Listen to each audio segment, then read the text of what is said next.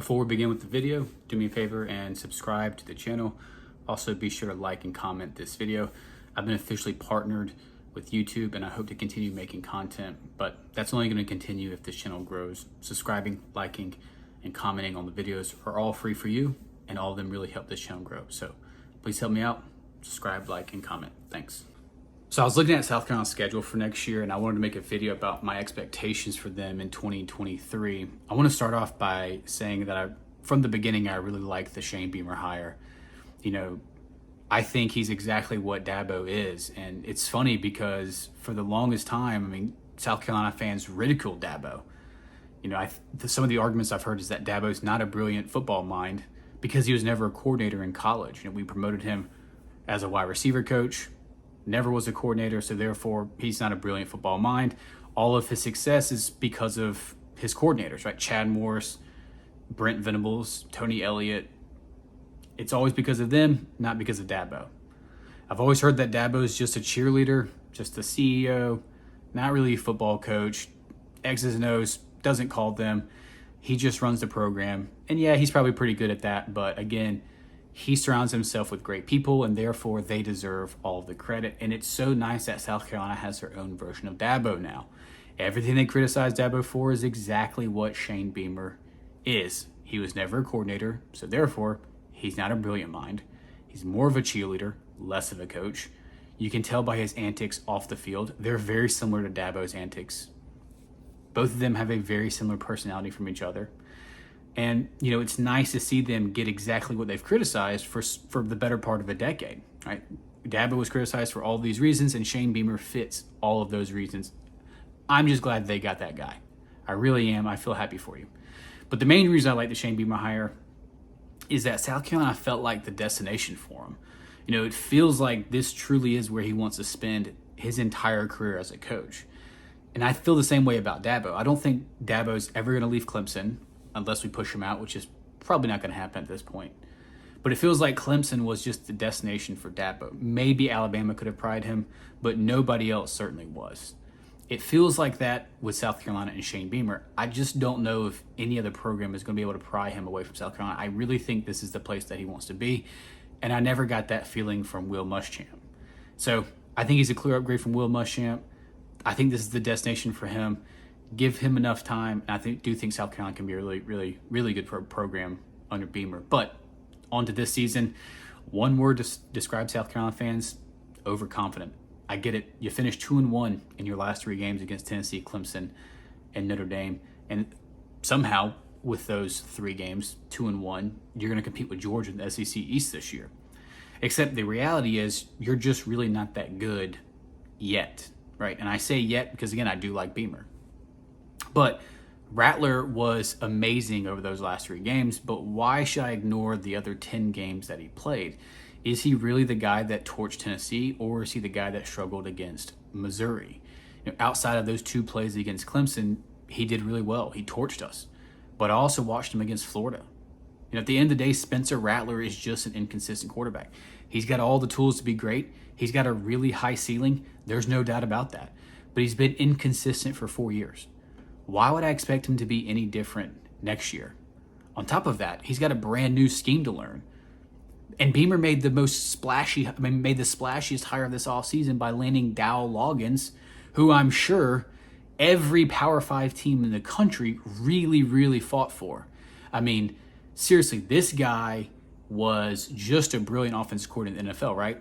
Well, no, he was actually one of the worst offensive coordinators in the NFL. And every year as an offensive coordinator, his teams consistently were at the bottom of the league. That's your new offensive coordinator. See, Dabo and Clemson, we went out and got a proven guy. You know, the best offensive coordinator in college football. South Carolina got a failure everywhere he's been. I know you guys hated Marcus Satterfield, but man, you really are confident that Dow Loggins is this brilliant mind that's going to make your offense better? He has been nothing but a failure everywhere he's been. I'm sorry, I think he'll be better in college because obviously the college game is easier than NFL, but he's working with an inconsistent quarterback, first year in college, and he's been a failure everywhere he's been. Is your offense going to get that much better? I don't know, right? Marshawn Lloyd transferred. I'm not sure why. Probably NIL money, I would imagine. Probably not hard to figure that out, actually. But who's going to be your running back this year? Will it be the 5'4", 150-pound Juju McDowell? I mean, is he going to be the feature back this year? Is he going to be the guy that gets 15 to 20 carries in the SEC without getting hurt? Or is it going to be that guy from Newberry? You know, I'm sure he's going to adjust immediately to SEC defenses, having played against powerhouses like, I don't know, North Greenville and Limestone. But in my opinion, I mean, you guys really have one of the worst running back rooms in the entire conference. You do understand that, right? Like, there's no way you believe your two running backs match up against other running backs in the SEC. This is one of the worst rooms in the conference. You do realize that, right? So inconsistent quarterback, brand new offensive coordinator that's been a failure, and one of the worst running back rooms in the SEC. Now, moving to wide receiver, I got to give all the credit I can to Juice Wells. Dude's a stud, easily one of the best wide receivers in the country. Just flat out great player. Got nothing to say about him. He torched us last year. Beamer pulled one of the best recruiting gets in recent memory with 5-star Nicholas Arbor. Not going to lie, kid's an athletic freak. Bright future. Maybe he'll have an impact this year. Probably, definitely has the potential to. But to me, the wide receiver room as a whole doesn't really impress me. I mean, other than Juice Wells, who's the other NFL guy in that room? I get it. Wells is elite. In every defense you play, is major emphasis to stop him every single time. He's going to be double, triple coverage a lot. Who's the other guy that's going to scare the opposing defenses? I just don't see any. I mean, Xavier Legette, average at best in my opinion. Marion Brown, average at best. The room as a whole isn't great. You have that one elite guy, I'll give you that. But everyone's going to focus on stopping him. Who's going to be that guy that steps up after Juice Wells? I don't know. You had two tight ends. You lost two tight ends, I should say, to transfer portal, and you bring three more in to replace them. You know, I was never really that impressed with Jaheim Bell, so I don't think he's that big of a loss. You guys really hyped up Austin Stogner, but, you know, he didn't really do much all season. Losing both those guys, I don't know how big of a loss that is. But your fan base just is delusional about believing how great your tight ends are. For some reason, you thought those two guys were great last year. I'm sorry. If they were great, they probably would have gone to the NFL, but they didn't, and I'm sure it's because their NFL draft grades just weren't that great. But you're also deluding yourselves into thinking your tight end room is going to be even better this year because you brought in these other transfers. I don't know. The hype with your tight end room this year is just crazy. It's just like it was last year. Y'all are just overconfident in these guys. I mean, Trey Knox, your number one guy, less than 900 career yards in 4 seasons at Arkansas. He's probably not as good as you think, and that tight end room as a whole is not as good as you think. Is it a good room? Sure. Is it a great room? Does it change life for your offense? Probably not. Now, offensive line, I'm going to give you credit. It's definitely improved under Beamer. It was a disaster before him. You guys return a lot. It's a good offensive line, not great. I don't know about the depth, but your starters at least should be a pretty good unit this year. Probably better than average in the SEC, in my opinion. But that's your offense this year, right? Like, you've got a good offensive line, little depth. They got to stay healthy. Above average in the SEC. I think you have a decent tight end room. Probably also above average in the SEC. You have one elite wide receiver, but no one else really after that. So probably above average in the SEC. Really bad running back room. One of the worst in the entire conference. You got an inconsistent QB and a proven failure at offensive coordinator to guide them. I can't wait. I don't see how this is going to be a top 25 offense this year. I don't think it's going to be one of the better offenses in the SEC. Probably going to be middle to bad in the SEC. Either, around that 7 to 8 or even worse range, in my opinion. It doesn't really scare me, but that's just who you are, right? Then there's the defense. The defensive line to me is not very impressive. I mean, especially when you compare them to other programs in the SEC. Middle of the pack at best, probably. And I'm being, pretty nice with saying middle of the pack in that 7 to 8 range, probably. Same with your linebackers. I don't see these future first, second, third round picks at linebacker. So another middle of the pack unit, in my opinion. You lost 2 starting corners to the NFL, Cam Smith, Darius Rush. I would imagine you take a step back at corner just by losing those 2 guys. You probably have 2 other good players, though. But again, probably taking a step back. They're probably not as good as Cam Smith and Darius Rush were. And I'll be honest, your cornerbacks really killed Clemson last year. I mean, they dominated our wide receivers. I got to give them credit for that performance. But again, taking a step back, losing those two guys. I really like your two safeties, though. Both really young, talented players. Nick Emanwori, star potential. Credit to Beamer for seeing all the potential in DQ Smith, former high school quarterback. Really impressed me in his transition to safety in his first year. That's crazy. If those guys stay healthy, obviously I hope they do. I hope nobody gets hurt. If they stay healthy, I honestly think you're looking at one of the more underrated safety duos in the entire SEC, and by default, one of the better safety units in the entire country. Those were just huge, huge steals in the recruiting trail. Obviously, both being from the Columbia area. It's amazing that there were only 3 stars to see how good they are. That was massive for Beamer. But looking at the schedule, I think it's safe to say that everything hinges on the opener against North Carolina. I think it's going to be a really good game. But, in my opinion, Drake May is 1A and 1B with Caleb Williams as the best quarterback in the country. So I think they have a clear edge. Drake May is better than Spencer Rattler, way more consistent. Accuracy is just incredible. I think he's probably the first or second quarterback taking off the board, in my opinion. Better than what Sam Howell was in North Carolina, and we all know how good Sam Howell was. He even beat South Carolina as a true freshman. North Carolina's running back room, I think, is a lot better than y'all's. Again, I think y'all have one of the worst running back rooms in the entire conference. They return a lot at running back. They had a freshman last year that really flashed. Look out for him to be really good this year. Solid wide receiver room. Not great. They don't have that guy like Juice Wells, so I'm going to give you the edge there because Juice Wells is elite. They don't have an elite guy, but I still think they have a solid room, a few NFL guys. Room as a whole may be better from top to bottom, but they don't have Juice Wells. So edge, South Carolina, wide receiver.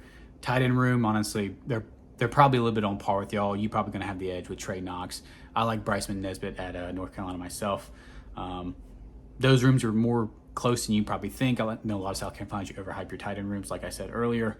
But I think theirs on par with you guys. I'll give you the slight edge, though. Trey Knox is a little bit better. Offense line, South Carolina has the edge, although they have a veteran offense line just like you. So they're going to be pretty decent at offensive line, but I'll give you the edge to South Carolina. Their defensive line is just better than y'all's. If you look at the guys they have, a lot of them were really, really highly rated recruits. Travis Shaw, former 5-star, they actually landed him over Clemson. He'll be in his second season. Look for him to make that huge next step. Guys like Desmond Evans and Jabari Ritzie were top 100 players. A bunch of other 4-star dudes along that defensive line. That's a really, really talented unit. And then you go to linebacker. They have a very unknown linebacker, Cedric Gray. Dude's a machine, one of the best linebackers in the entire country. Literal tackling machine. He's all over the field. And then Power Eccles, another really highly rated recruit entering his 3rd season. Those two guys, I'm just going to take them over South Carolina. So edge at defensive line, edge at linebacker. Where you guys definitely have the edge is secondary. Their secondary is pretty bad. They have a lot of transfers coming in. They had a lot going out. It's not a good secondary. That's how you're going to have to exploit them.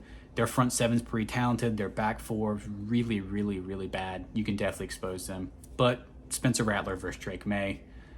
I like Drake May. I think he's better than Rattler. So I'm actually picking North Carolina to win the opener. Week 2, Furman. Obviously, that's a win. Week 3, I don't know. Most South Carolina fans obviously understand that they're not going to beat Georgia this year. I have seen a lot of chatter online. There's just no shot you go into Athens and beat Georgia. I can't see it. That's a loss. You're 1-2 after 3 games. Mississippi State at home. I think probably going to be a close game. They're a good football team. I think talent-wise, y'all are very similar to each other. But that game's in Williams-Brice. As a Clemson fan, I've always been impressed with the environment in Williams-Brice. I've been to several South Carolina games, almost as many South Carolina games as Clemson games, because I'm from the Columbia area as well. So I like what can happen in Williams-Brice. I'm going to pick South Carolina to win that game at home. I do think Tennessee's going to get revenge in Knoxville after that debacle last year. Rattler, no way he's going to have that type of game like he did last year. To me, Florida's not a very good football team. Trevor Etienne's a beast, though, so watch out for him. He's a really, really good running back. I'm still upset he didn't follow in Travis Etienne's footsteps and come to Clemson. But South Carolina at home against Florida, you guys should definitely win that game. Missouri loss last year was really, really bad. I've actually watched it a couple times. It's just inexplicable how bad that game was. I think South Carolina's just a better team. They have more talent. I think going into this game, it's in Missouri. It's probably going to be back and forth. But I think South Carolina's definitely going to win. I think you're just a better team. Beamer's a good coach. He's not Muschamp. If this was Muschamp, I definitely think South Carolina loses. But I think it's Beamer. I think you guys go into Missouri and win that game. I really do. And that'd be a big win. It could go either way, but definitely picking South Carolina in that one. To me, Jimbo Fisher's on the hot seat, so I think Texas A&M is going to be a lot better this season. And they're crazy talented. Obviously, I think the talent gap between you two is pretty big. So I think Texas A&M to me is more talented than you. He's got a pretty decent QB this year. It's definitely his guy, another highly rated recruit entering his second year. Texas A&M at home. I think they're going to win that game. Jacksonville State obviously is a win. Vanderbilt's obviously a win, although I do like what Clark Lay's doing and what he's building there. Vanderbilt's probably the most difficult job in the entire country. I mean, that program, the academic standards that you have to get into that school, to be in the SEC, it's almost impossible, right? How do you even win, Kentucky, that's going to be such a close game. If Will Levis isn't hurt and plays in that game, Kentucky beats you last year. Devin Riley, I think, is a pretty good quarterback. If he's healthy going into this one, it's going to be like super tight game, field goal type game. But again, South Carolina at home, Williams-Brice, I've been there. I know how electric that fan base is. I like South Carolina at home against Kentucky. And then comes the Clemson game. Look, congrats on ending the streak last year. I've seen South Carolina fans try to justify only winning by one with arguments about Rattler throwing a pick six or, throwing another interception in the end zone. But that's just who he is, right? He's always been that inconsistent guy. The fact that he makes 2 bad plays against Clemson doesn't really surprise you. Why you think he's not going to make more bad plays this year, I don't know. I'm expecting more bad plays out of him this year. Inexplicable interceptions. That's just who he is. Expect that. But at the end of the day, Clemson's quarterback, DJ Uyunglele, went 8 of 29 for 99 yards. He threw for 12 yards in the second half. That's just not going to happen this year under Garrett Riley. Clemson will have a top 15 offense this year and a top 15 defense. We're going to make a huge improvement under Wes Goodwin. We're going to return everyone in our secondary last year, so I don't expect Rattler to really light us up like he did this past season. Riley's certainly not going to abandon the run game like Streeter did. If it's working with Shipley and Monfa like it was last year, Riley's going to stick with it. And obviously the passing game is going to take a massive leap forward because in the end of the day, Cade is just a lot better than DJ. And if we stay healthy at wide receiver, the wide receiver room is going to be much improved. If you look at that game, Bo Collins was a guy, I think he had 2 catches for like 68 yards in the first quarter and then got hurt and missed the rest of the game. Outside of him, we really had nobody else that could be a playmaker for us. It was really just Antonio Williams. You guys shut him down after that. Bo Collins, Antonio Williams, if they stay healthy, that's a good duo. I liked those 2 duo against your 2 corners. I think we have the edge there. Plus the offensive scheme, it's just going to be greatly improved. Streeter was in over his head last year. First year as an offensive coordinator at division, or at the Power 5 level, I should say. Garrett Riley's best offensive coordinator in college football. And the gap in talent between the 2 rosters is still pretty significant.